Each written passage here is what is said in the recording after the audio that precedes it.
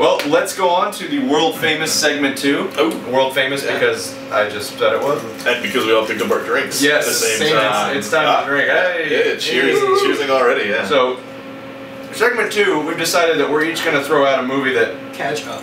Yeah, no shit. Yeah, Jesus, is lapping us, Charles. We're going to discuss a movie that we've seen that we would actually like to see a remake of that hasn't received one yet. And I'm going to go with Luke. What's your pick here? You know, actually, I'm gonna go a little more broad. I would really like to see an actual Neo Giallo film, a new film that has those same Giallo tendencies that Argento made really famous with films like Suspiria, Inferno, Phenomenon. You know, these great, awesome films that just have these striking visuals, these really heart-pounding scores. And just this definitive style that we just don't see anymore. And you know, there was a film at South by last year called A Mare.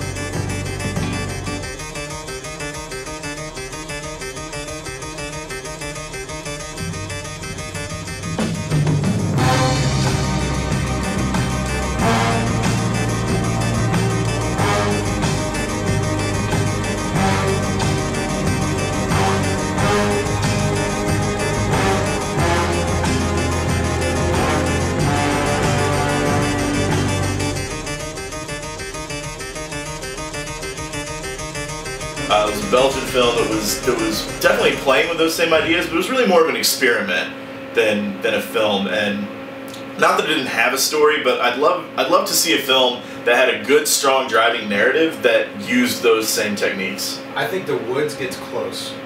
The Lucky McKee film. Lucky McKee film. I think it actually there's a little bit of that film that feels, just something about it feels Italian. I don't know what it is. I don't know if it's the whole school atmosphere or I don't know, the sort of semi-dream sequence types that, like, you don't know whether or not it is or is not is or is not real.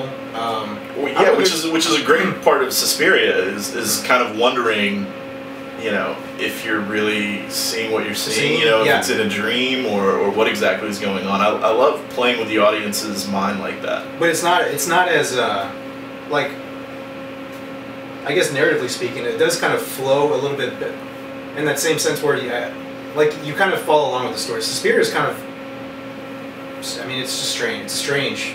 Like it's visually striking. Mm-hmm. There are scenes in it that are just like unforgettable.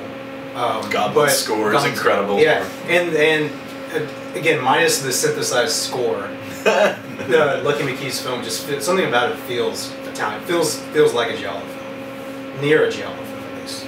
Excellent. Well, what's your pick? What would you like to see remade? I was gonna say Near Dark. I would like to. There's something about Near Dark I think that lends itself to being updated. How dare you? Shut up. Near Dark is a classic, sir. No. I'm sorry. She could even direct.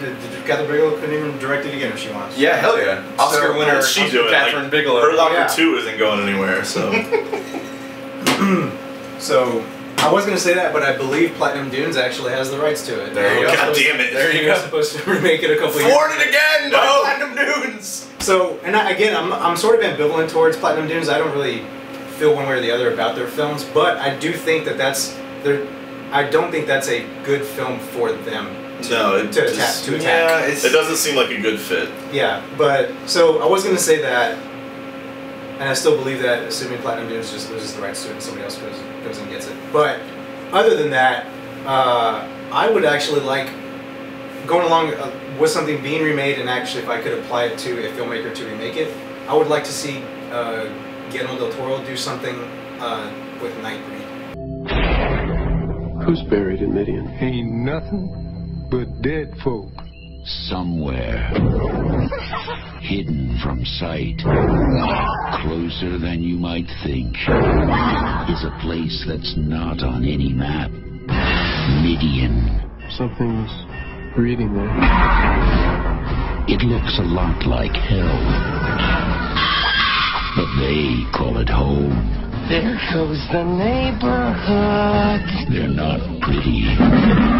They're not neighborly. You'll come back now, you hear? They're not even human. But this time, they're the good guys.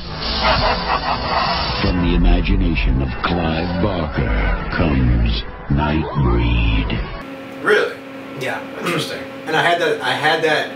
I guess I had that thought when watching Hellboy 2, and he goes into that sort of I don't know, like the antechamber. Yeah, exactly. And you just see a bunch of old school makeup for the monster figures. And the first thing that I thought of when I saw that, I was like, that looks like Nightbreed to me. And given something like Nightbreed, which is I actually really like, and I would really, really love to see that extended director's cut. I don't know what the fuck is going on with it, but like I heard about it like at least a year and a half ago. Yeah. And they showed it somewhere, and don't know anything about it. But, Indianapolis, I think, when they were showing the Dark Knight of the Scarecrow. Yeah, update. exactly. Are you kidding me? No, I know. Indianapolis? The place where you are from, and you moved. We moved away to Texas, and the then place of your birth. God Yes. Damn it!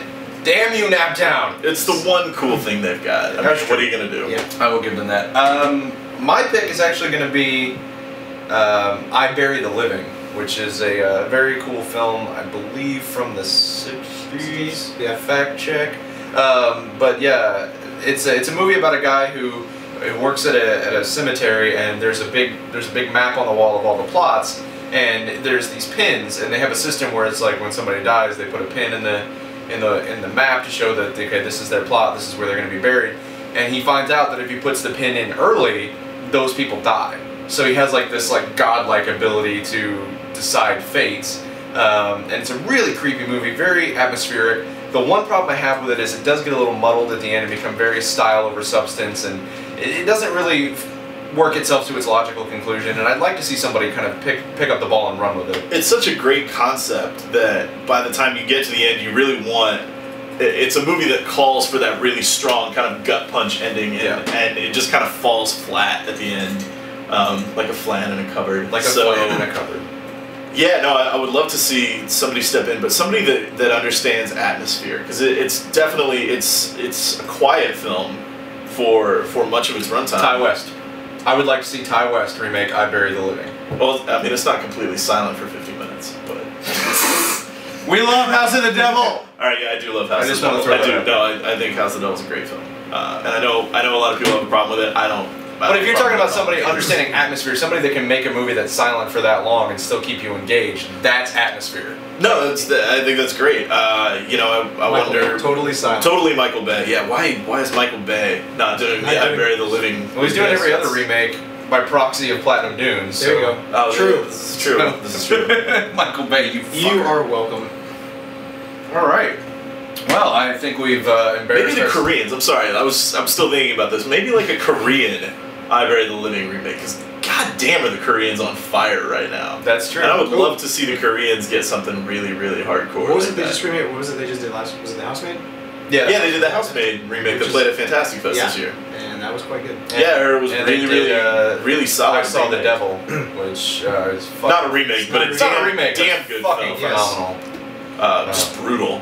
Yeah. Brutal and intense film, which is coming out on DVD and Blu-ray in May. So look for that one, kids. We're gonna have to do a whole show about Korean horror because I mean we could talk all day. But Yes. well, I think we've sufficiently embarrassed ourselves enough for one day. So the most amount. The most This amount. amount, yes. Adam, you want to tell people where they can find you on the interwebs? Yes. Where are you?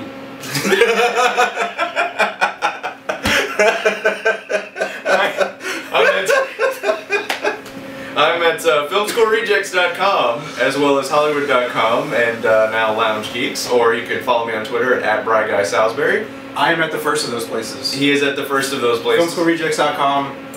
Look for him on Criterion Files. Criterion Files. That's about. Great That's piece about. that he does with Landon Palmer. Correct. Absolutely. Yes. Absolutely. And then the Twitter, he is the_beef. beef. Yes. Luke?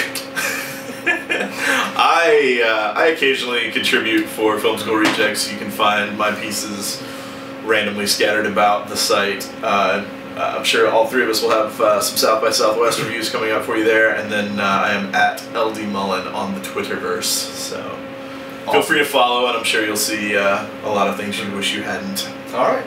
Well, let's toast this one out. I still have some left.